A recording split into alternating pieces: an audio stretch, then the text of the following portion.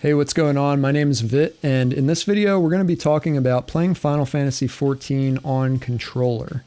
Now, this game was designed from the ground up for controller. It works super well.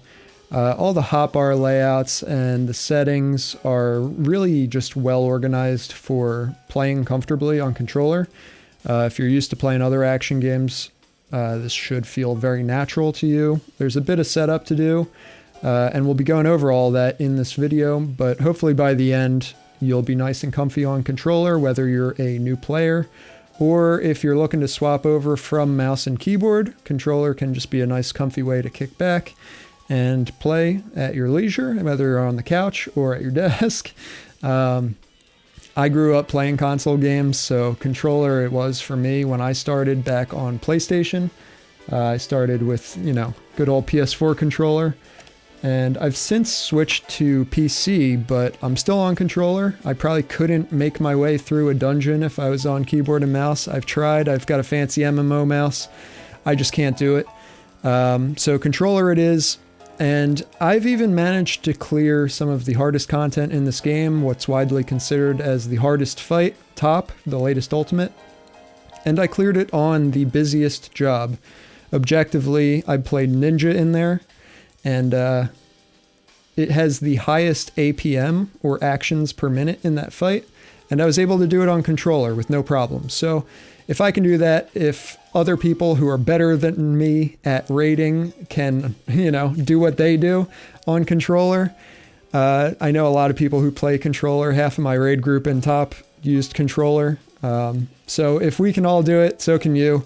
There's literally nothing on controller in this game that will hold you back, except for maybe trying to type in chat. I would strongly recommend getting a Bluetooth keyboard if you're on console.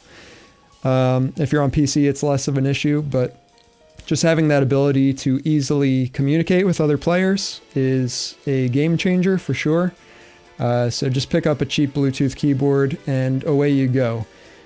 So let's just jump into the game. We're going to go over some settings, some setup, hotbar layout, some controller techniques, what controller I use, and maybe even some useful macros. So let's get right into it, not waste any more time, and check it out. All right, let's just jump right into it with some basic settings that you'll likely want to adjust. Now on controller, it defaults to this legacy type camera movement. This basically just lets you run backwards, run in circles, however you want. If you put it on standard, it does this weird backwalk when you hold down on the controller, and you definitely do not want to be using this if you're on controller especially, but even mouse and keyboard, I don't think this is good. You basically have to swing your camera around just to back up. So if you're in a fight that just requires you to step out of an AoE, having legacy means that you'll be able to just very quickly run out of it. Standard can be good for like sidestepping things or keeping your character facing in a certain direction. If there's a mechanic that makes you like look a certain way or whatever, but overall it's just not worth it. With legacy you can just, run wherever you want and then at the last second face whichever way you need to. The freedom of movement's just too good. I'm pretty sure legacy is the default for controller and it feels the most natural, so just don't change that. The other key thing to change is to disable the camera pivot. This will likely be off like this by default. And what this does is you'll see it's more pronounced when you look down at an angle, but when you run, it basically pans the camera along with your character. If I turn it off, you'll see the camera is totally fixed. With it off, camera kind of spins. This is really bad when you're trying to, dodge an AoE and you're looking down like this and you start going side to side and the camera just spins like crazy. If you just turn that off, you don't get any of that. So definitely disable camera pivot. It is very bad. That's one of the worst settings that I don't think is active naturally, so definitely turn that one on. That's a huge one. All right, so let's go over some stuff related to the general hotbar. Now you'll see mine's kind of in this weird shape. This is called the W cross hotbar. It kind of makes like a W shape somehow. This basically just represents the face buttons on the controller and the D-pad. You've got 4 or 6 sets of that you can access at any given time. So that's a lot of buttons. Controller is very easy to map a ton of buttons to. I hear a lot of people on PC, keyboard and mouse, complain that there's too many buttons. I've personally never felt that on controller because you just have access to so much. So as you can see, different buttons are highlighted. So these ones get highlighted when I hold the left trigger. These ones get highlighted when I hold the right trigger. Double tap right trigger, these ones get highlighted. Double tap the left trigger, these ones get highlighted. I also have access to another 2 sets. This is when I hold right trigger and then hold left trigger both at the same time, brings up this hotbar. And then alternatively left and then right brings up another hotbar. So you've got like 6 sets of the entire face buttons and D-pad on your controller that you have access to. And that's without even swapping hotbars. There's also, if you hold down right bumper or R1, you can cycle through all of your different hotbars. You've got 8 whole hotbars that you can fill up. These top buttons, for me at least, are on my 8th hotbar, so I can edit them here. I can edit the first main hotbar. But then I have my second hotbar, which is these L2, R2 buttons. If I hold down both, I get access to hotbar 2. And then 3, 4, 5, 6, and 7 are all just hotbars that I can switch to by holding down R1. So I have all my different jobs on here that I can just swap to. You don't need any weird macros, no extra hotbars. It's all just built in like this. These are just assigned through your character gear sets. You can come in here and just do set to hotbar. Super easy. So you can just fill out this hotbar with all your different jobs. I have all my crafters and all my jobs. And then I have 3 extra hotbars worth of emotes. So yeah, you can kind of fit quite a lot on controller. And again, I have access to at least 6 times 8, so quite a few buttons to press. Now, some of the hotbar specific settings that I want to talk about, if you go into character, hotbar settings, I believe all of the ones that we're going to be talking about are under cross. These are the controller specific hotbars, the cross hotbars. One thing that I would turn off is this display hotbar help. Now all this does is when it's on, you will see the spell or skill names when you hold down a trigger. This can be helpful when you're new, but personally I don't know half of the names of abilities in this game. I couldn't tell you Monk's combo actions. I know Dragon Kick, but that's about it. Riddle of Fire, I was about to call it Earth. See, I really don't know what I'm talking about. They show up if you do this, but any chance in this game that you can cut down on screen clutter, I would take it. So I would personally turn off hotbar help, and those just don't show up anymore.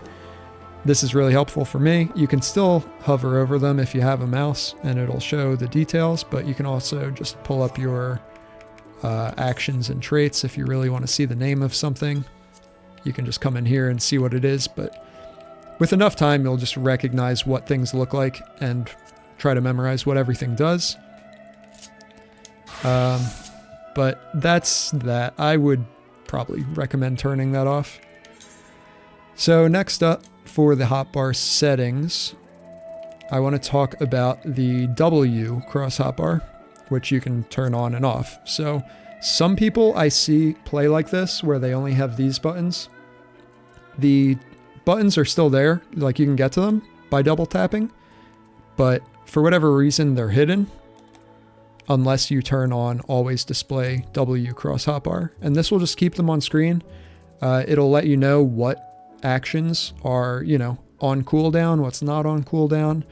Now, you could turn that off and have a separate hotbar with, you know, some of your buffs, your long cooldown abilities, but you're not going to know where they are if you're new to a job or whatever. So turning this on just lets you see exactly what's happening with all your buttons.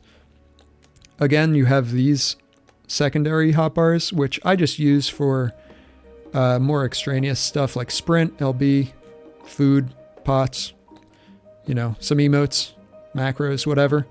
Stuff that I don't need to know a cooldown on.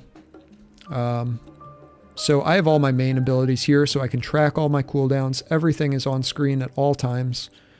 And if you just have that off and are relying on double tapping to see it, like you could go and look at it at any time by double tapping, but it would just be more annoying. So you might as well turn that on. And then the custom hotbars here, this is what I was talking about with the hold left trigger and then right trigger to pull up a second hotbar. You can just assign where these go. I have them set to hotbar 2, and then I have the double tap set to hotbar 8. So this is, again, just the hotbar that you will go to when you're assigning these abilities. If you're on hotbar 1, you cannot simply drag them up here for whatever reason. Like if I unlock, I can't move these. I have to go to hotbar 8, and then I can move them. It's very weird, but that's the way it's done.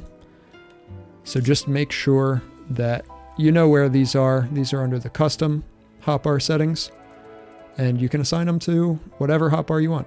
So it's pretty cool. There's a lot of options on controller. All right, now I just want to talk a little bit about the targeting in this game on controller.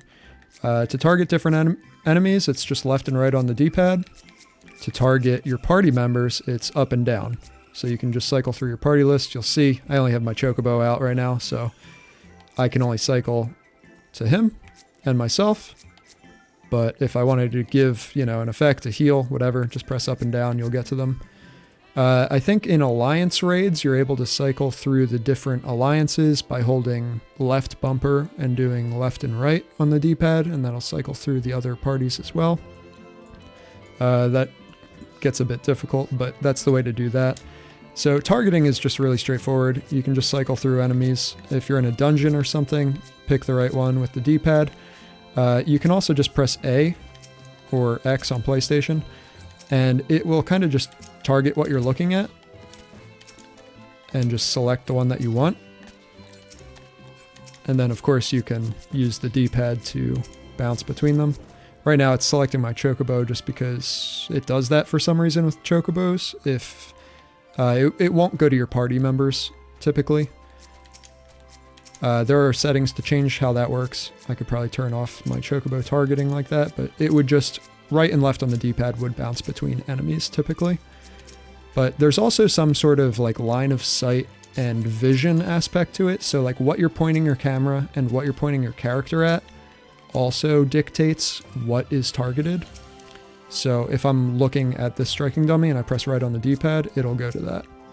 Left goes back to that one. Left again will go there, or my Chocobo. I'm not really sure, but you kind of have to get a feel for it. It's a little weird at first, but it does work really well.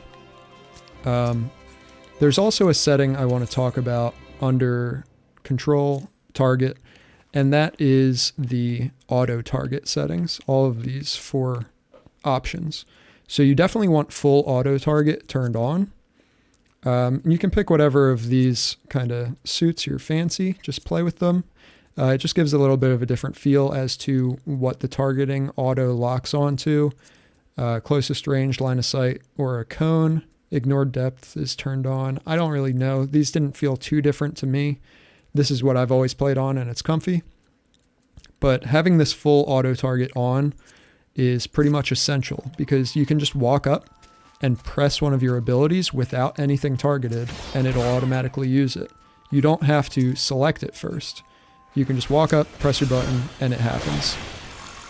This is really good just in general, or if you're doing a boss fight where the boss jumps away and when it comes back, you can sit there spamming your button, and as soon as they're targetable, it'll go off. Just a good thing to do in raiding. Some other stuff you can do with the targeting. I personally, for things like Dragon Sight, where you have to give a party member an effect like this, like a buff, I personally manually select them with up and down on the D-pad. Scroll through your party list until you're on them and then press that button. I'll show that in a second in my rotation, but there are macros that you can use, but I've always just liked to do it manually. So I'll show you what that looks like. I'll do my normal rotation. Give my Chocobo Dragon Sight because he needs it. And go about my day doing my damage. So the targeting just works really well. Swap targets. One other thing you'll notice is that kind of dashed circle over the striking dummies when I select them. But I'm still locked on to this one. So when I'm attacking, I can very quickly just target that one over there and hit it while keeping the main one targeted, and then come right back to this one without ever having to change. So this is really good for things like your Skogul or other abilities, maybe a dot that I want to apply to a different enemy, where I'll be doing my rotation. I can swap to that one, throw out an attack, keep attacking this one, swap to that one, throw out another attack. I'm hitting all of those striking dummies. Can swap to that one, throw out Wormwind, and so on. If I want to jump to that one, I can, come back. You know, this rotation's super messy for the sake of showing you, so don't pay any attention to that, but it's pretty neat how this works. I'm pretty sure it would work very similarly on keyboard and mouse, but you don't have to hard target things. You can just do this soft target, attack, and then you're still locked onto your main target. Now, of course, you can do this, press A, and it'll switch. Now you're locked onto this one. But just doing this can really improve your gameplay a lot in dungeons. Like, let's say I want to AoE, I can do that. Target that one over there. I want to target that one over here. Now, obviously, this is really good on Dragoon with a bunch of line AoEs, but other jobs can benefit from this as well.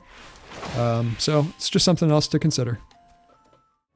All right, and one more thing I want to talk about in regards to hotbars is kind of just how my mindset works for laying out my abilities across different jobs. I'll show a bunch of different jobs here, but the core of it is that I like to have my main combo abilities on the face buttons.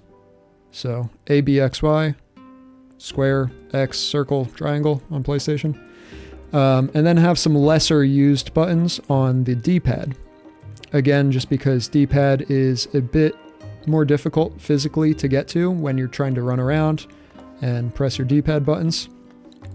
Obviously it's doable, but you know, it's easier to push the face buttons while running than the D-pad buttons while running. So again, I have all my lesser used stuff, buffs, feint, second wind, bloodbath, arm's length, leg sweep, that sort of stuff on the D-pad. And then I have all my combos on the face buttons.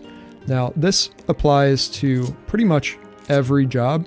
If I swap to ninja, you'll see combos, combo, some more just random buttons. It's all, you know, give and take. There's some random stuff all over the place. All the jobs are quite a bit varied, so it's not going to be so cut and dry that you can put things in the exact same spots. You're going to have to find workarounds. But it's kind of just comfort. But the one thing that's really useful is to have the buttons that do carry over across jobs in the exact same places. So on my melee, all of these 4 buttons right here look identical. So if I go Dragoon, second wind is always in the same place. If I go to Samurai, arm's length is always in the same place. Monk, Ninja, if I go to Reaper, all of those are in the same place. Same thing with, you know, Reaper has a teleport, you can teleport backwards. If I go to Dragoon, my backflip is in the exact same spot. If I go to Bard, my back step is in the exact same spot. There's things like teleports On Ninja, you can do Shikuchi. That is in the same place as other gap closers, like Icarus on Sage, that's a gap closer. If you go to any of the tanks, that's where I keep my gap closers, so on and so forth. Monk's gap closer. So do this wherever you can. Same thing goes for buffs. I kind of try to put my personal buff and my party buff in the same spot a lot. I'm pretty sure Dragoon's in the same spot. They have another buff over here that's just random on the down on the D-pad. Again, like I said, it's totally hit or miss between the jobs what you can put where. I mean, here on Red Mage, I've got my party buff over here, and there's really no rhyme or reason, but you get used to it. Things like Addle are on the same place between all my casters. If I go to Black Mage, Addle, Swift, those are in the same spot. And then things like AoEs, keep those all in the same spot as well. So if I go to my tanks, I've got AoE here, my ranged attack, some extra ability, and again with the tanks, my invuln is always here. Low blow and interject are always in the same spot. Provoke, tank stance, shirk. And then some of my mitigations as well. So if I just flip through a couple tanks, you'll see that. Mitigation, party mit, personal mits, reprisal, all this stuff, invuln, tank stance, it's all the same. If you want specific screenshots of any of my hotbars, just be sure to join the Discord and I will happily grab whatever job you want if you want to see an example. These have all worked out pretty well for me. There's a few jobs that I don't play a whole lot that, you know, things might be a bit awkward. Dancer's one of them. Some of this stuff is maybe not in the best spot, but Dancer, Reaper is another one. Things could be better. What is this? Bloodstalk? I don't know what these abilities are called. I know how to play it, but yeah, I have to like jump around from up here down to here. And the thing you want to really focus on with controller is to have a lot of your combos and your rotation set up in a way so that you're not jumping back and forth between these hotbars too often. Like here, I have my 1, 2, 3 on Reaper without having to move my finger off of this trigger. Sometimes I'll have to go up to this hotbar, but it's for less frequent stuff. But a lot of the time, I'm just down here on this one hotbar. Some AoE stuff is over here, but I'm not using that too often. Sometimes I come over here for feint or for my shield. Again, up here for arm's length, for my heals, for my teleports. Just as an example, but a lot of the jobs are like this. All the main stuff is typically in a tight group on one of these hotbars. So, and then I just bounce to these other ones very briefly for like one ability here or there. All right, in this next part of the video, I just wanted to talk a little bit about what controllers I actually use and some tips for that sort of thing. If you play Xbox or PlayStation, it really doesn't matter.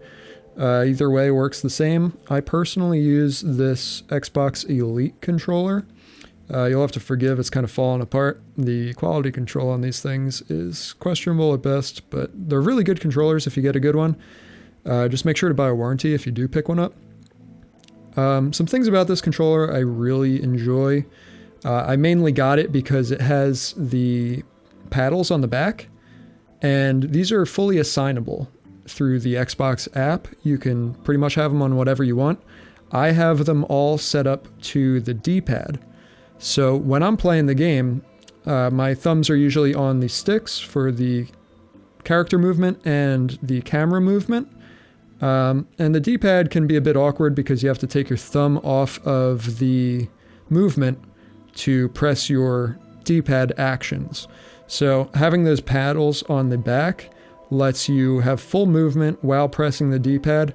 There's some other ways that I go about this as well. Sometimes I will just kind of reach over with my thumb. I have really big hands, so it's easier for me. but you can reach over with your thumb and kind of press your D-pad buttons that way. You can claw grip the face buttons here as well if you feel like it. If you've ever played a Souls game, this will be pretty natural to you. Get used to that roll button, right? But you really don't need to do any of this with controller. It's pretty... You have enough time between button presses to move your character and the camera, just to kind of jump back and forth between the two. But I found that the D-pad was really the key part of this, where it was more difficult to press that than the face buttons. So having those paddles on the back really helped a lot. Now, of course, like I said, this is not necessary at all. If you're playing on a PlayStation controller like this one, it's kind of the same. It's a bit harder to do the D-pad and the movement just because of the way that these are positioned. You can claw it like that. But again, I don't know. I did some of this. I kind of jump between all these different positions while playing. I really don't do much crazy. Sometimes I'll claw a little bit if I really need to move the camera or move. But for the most part, I am just standard pressing buttons. It depends what job you're on as well. Some jobs more than others, you will just be kind of standing in place and you'll have more time. I play a lot of the busy jobs, so I'm having to move a lot. I'm on melee as well, so moving while pressing your buttons is pretty important. If you're on a caster, it's less so. You have time in between casts to move, and your cast bars, you know, give you time to stand in place and turn your camera or whatever as needed. Maybe a little more so. Obviously, you'll still have to move and press your buttons, but I've found it very comfortable this way, doing some of that, and with the paddles on the back. It's just second nature at this point. I'm pretty much stuck into this controller. I could not go back to not having these paddles. And like I said, the quality control on this Xbox Elite is questionable at best. This is peeling off. The bumper died on me. I had to take it apart and clean it out. Some of the buttons are sticking a little bit. So if you're going to pick one of these up, they are very expensive. I would just recommend buying an additional warranty, because controllers die pretty easily. And if you can get a free replacement, that's the way to go. I've been kind of struggling with this one, and I think it's about time I get a new one. But it is what it is. The one other thing I did on this controller that you'll notice, you can swap out the joysticks. They just come off, they're magnetic. This controller comes with a bunch of different ones. And as you'll see, they are different lengths. So I have the left one a bit longer. This lets you actually move more gradually. So you get more precise character movement. It's easier to just walk. Because on controller, the walk is if you just slightly push the stick. If you push it all the way, you run. So it lets me just gradually make movements. I actually figured this out during top for the one mechanic monitors, where you have to face your character a very specific way.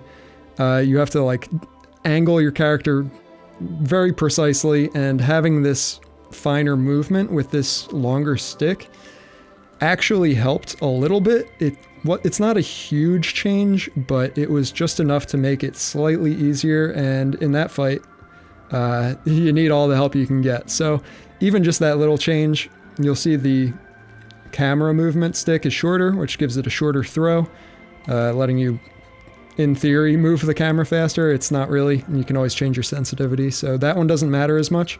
But just being able to like very slightly angle or move your character in fights, I find is helpful. So having that longer stick is cool too. And overall, this controller just feels great. So apart from the little issues that it has, ignore that stuff. But this thing's been through, you know, maybe a year and a half of constant daily use. So, you know, I can't complain too much. It's gotten its money's worth. So that's that. If you play on PlayStation, I don't have anything to say about the PS5 controller. I've never tried it myself. But the PS4 is great. No complaints there, but I really can't go back from having these back paddles. Alright, and now the last thing I really want to talk about in this video would be macros and when to use them. One that I really like to use is on healers or other jobs that have ground targeted effects. So things like on Astra, you have your star that you can, it looks ridiculous how huge it is here, but you can, you know, look around, target, place it wherever you want, and select, and it will be placed. There are some settings I want to talk about for this real quick before we get into the macros that I just remembered. Let's see if I can find them. There's basically one that limits your targeting radius to the max distance.